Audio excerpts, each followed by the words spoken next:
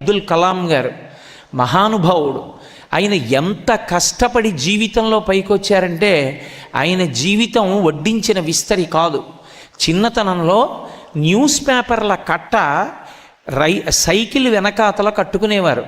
ఆ పేపర్ల కట్ట కూడా ఎవరో పిలిచి ఆయనకి ఇచ్చింది కాదు.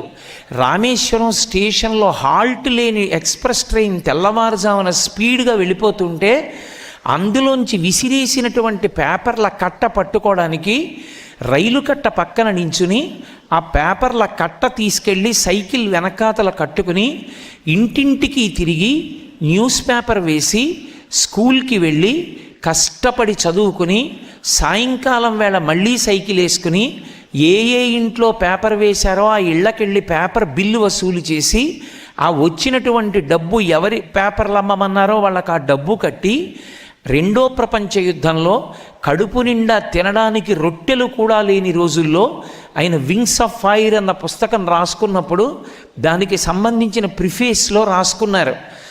రెండో ప్రపంచ యుద్ధం జరుగుతున్నప్పుడు గోధుమలు రేషన్లో ఇస్తుంటే ఒక కుటుంబంలో ఉన్న వాళ్ళందరూ కడుపు నిండా రొట్టెలు తినడానికి కావలసినన్ని గోధుమలు కూడా సరిపోని రోజుల్లో అబ్దుల్ కలాం గారి తల్లిగారు రొట్టెలు వేస్తున్నప్పుడు తెలియక ఒక రోజున కలాం గారు రొట్టెలు తినడానికి వెళ్ళి అమ్మగారు పెట్టిన 2 రొట్టెలు తిని, అమ్మ చాలా బాగున్నాయమ్మా ఇంకో 2 రొట్టెలు పెడతావా అంటే వాళ్ళ అమ్మగారు పళ్ళెంలో ఉన్న ఇంకో 2 రొట్టెలు కూడా పెట్టేశారు. పెట్టేస్తే కలాం గారి అన్నగారు వచ్చి కలాం గారిని దెబ్బలాడాడు.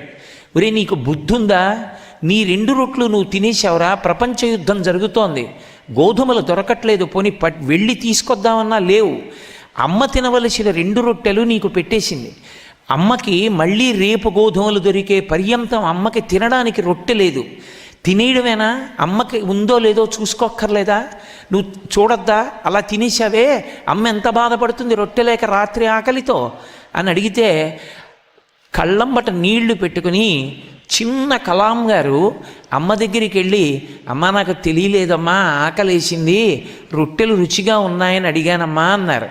అంటే అమ్మ గభాలన కలాం గారిని పట్టుకుని తల మీద ముద్దు పెట్టుకుని, నాన్న నేను తింటే ఏమొచ్చిందిరా, ఈ 2 రొట్టెలు తిన్నటువంటి నువ్వు నీ తల్లి పేరు జ్ఞాపకం ఉండిపోయేటట్టుగా కష్టపడి చదువుకుని పెద్దవాడివై నువ్వు చదువుకున్న చదువు నిన్ను కన్న దేశానికి పనికొచ్చేటట్టు, నీ పేరు చెప్పుకుని దేశం అభివృద్ధిలోకి వచ్చేటట్టు నువ్వు ప్రయత్నించాలి అని చెప్పావమ్మా. ఆనాడు నువ్వు తినవలసిన 2 రొట్టెలు నాకు పెట్టావు అమ్మా. ఆనాడు నువ్వు పెట్టిన రొట్టెలతో తయారైన ఈ రక్తం ఇవాళ ఈ దేశానికి అంతరిక్ష రంగంలో స్వావలంబన కల్పించి ఉపగ్రహాలు తయారు చేసింది. భారత రాష్ట్రపతిని అయ్యాను అమ్మా, చిత్తశుద్ధితో బతికాను. On the day of the final judgement అని రాసుకున్నారు ఆయన. భగవంతుడు తుది తీర్పు ఇచ్చే రోజు ఒకటి ఉంటుంది.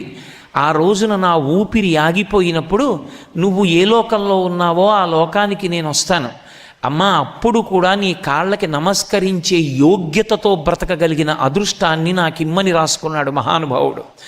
అంత పెద్ద స్థితికి వెళ్ళి కూడా అమ్మ చిన్నతనంలో పెట్టిన 2 రొట్టెలు జ్ఞాపకం పెట్టుకుని అమ్మకి నమస్కరించే యోగ్యత తనకి మిగిలేటట్టుగా బ్రతకాలని కోరుకున్నాడు కలాం గారు.